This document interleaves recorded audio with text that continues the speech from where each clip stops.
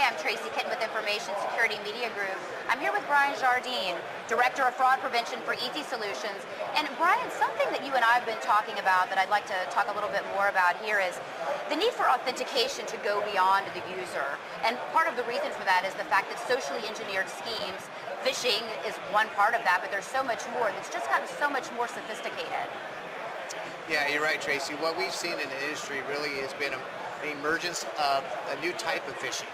Right? When we talk about traditional phishing, we always think about the email channels and getting those unknown senders. And what we found is with the adoption of hypermedia and social media amongst the majority of U.S. adults, I think 71% of U.S. adults have some sort of social media account. We're seeing the divergence from traditional phishing into those new channels. And it's really because they're gathering a lot more information about the individual, which really is increasing the need for additional types of authentication factors. So when we talk about going beyond traditional authentication factors, we're really talking about going beyond the user, doing things on the back end that would help an institution or an organization identify a user without really even asking the user to offer anything to authenticate himself. Right. And I think it's a natural migration, right? And, part of the weakest link to a security control really is the individual. And we've been so reliant upon utilizing that individual as a security point.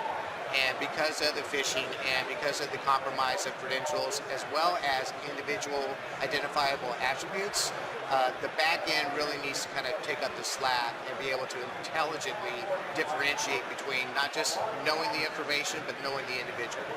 So what types of things are taking place on the back end? Are we talking about device identification, geolocation? Is it risk monitoring, transaction monitoring? What's taking place?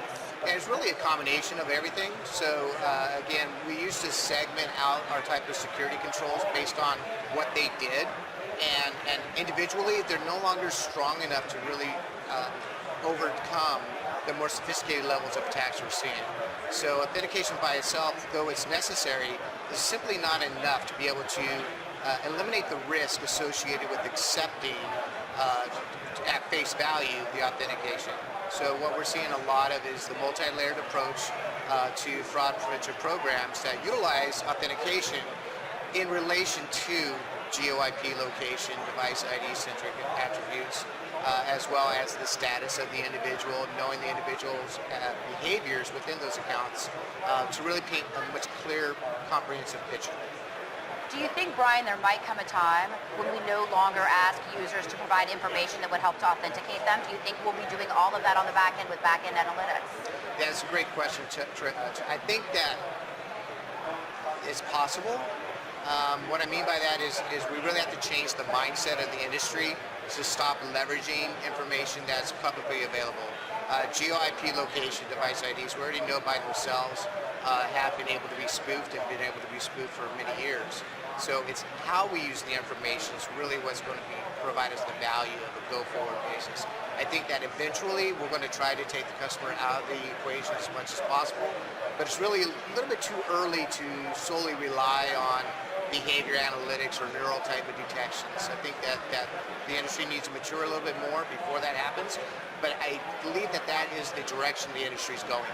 So when you say the industry, Bryan, are we talking about the financial services industry? Are we talking about healthcare, government, or are we talking about a combination of all of those industries? I think that right now regulation is really driving financial institutions to take the lead on this.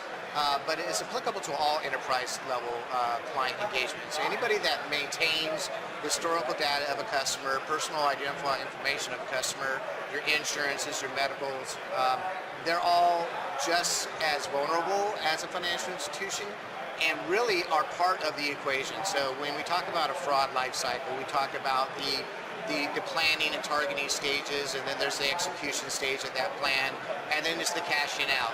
And realistically, most financial programs are focused on losses. They're looking at the money movement aspect of that cycle. But as a industry, financial services alone can't do it. They really need to help the regulations penetrate those other verticals, such as insurance, such as healthcare, and ensure that the same type of regulatory requirements that are being placed on financials also affect their ability to communicate to those other verticals and share information. Because right now, healthcare is a big concern when you're talking about personal identifiable information. They have everything I ever need to know about an individual, and I use that information to go to the bank. So they really need to have a more cooperative effort between the two. And that goes right hand in hand with what you were talking about earlier, the fact that social media has really necessitated the need for stronger authentication because there's so much information out there about the user. It's just really easy for hackers to say that they can use the same information to authenticate themselves. Yeah, absolutely. It's a cause and effect, right? It's when we put in a security control that suggests that I need to know your social security number, your date of birth, your last address, your phone number, your geolocation, where you went to school, what your alma mater is. All that information is prevalent on social media. And lots of times you get those unknown friend requests, or you get somebody who said they went to college with you, or you belong to an association. So you start receiving emails, and you start receiving link requests, and you start receiving, check out this photo, check out this image, and they're obfuscated or tiny URLs, and people just are not accustomed to being concerned about the social engineering of phishing through social media. So they click the link, they follow that, they add the unknown as a friend, and before you know it, I know everything about you. I know if you're married or not. I know if you have children. I know when you go on vacation and where.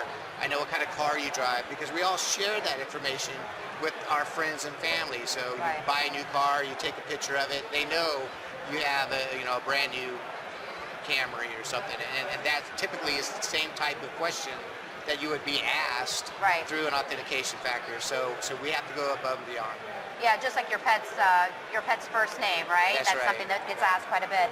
Let's talk a little bit, Bryan, beyond just the authentication that's taking place on the back end and some of the behavioral analytics and the transaction monitoring that might happen.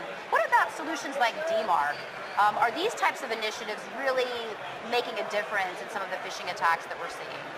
Yeah, I think that DMARC is a protocol standard. It's still going through the standardization process. But what it's really designed to do is to help companies influence the email environment outside of their area of influence. So most companies have a very strong internalized email filtering system. They can manage and delivery and content inside. But when you're talking about exposure to their customers, the ones that they really need to be concerned about of what hits their inboxes, the DMARC standard is really designed to help those companies extend their ability to manage and leverage what's happening out there, while also being able to dictate to the majority of the email senders and receivers how to treat that when it's received. So no longer are the days where you just tell them, please send this to junk.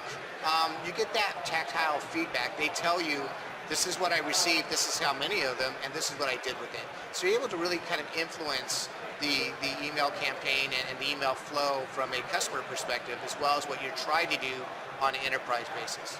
Do you think the DMARC's effective? Do you think it's being widely adopted enough to make a significant difference?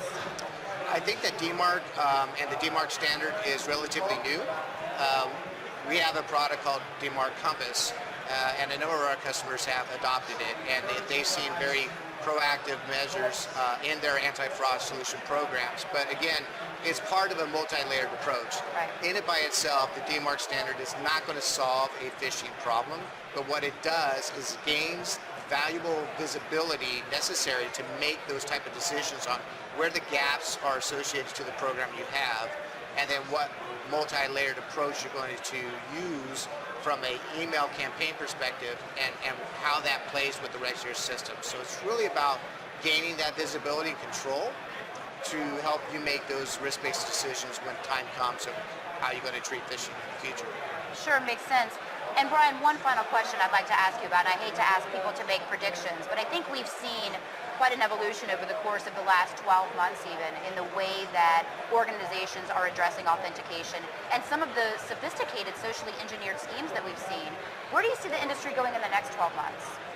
I've been asked this question before, Okay. and I think that really the realization is that the industry is going to move as far forward and as fast as it needs to remain effective with the current existing threats. As we anticipate what those next threats are going to be, the level of sophistication with authentication is going to need to increase exponentially. We have to understand that newer logic costs more money. Business intelligence costs money. Device analytics costs money.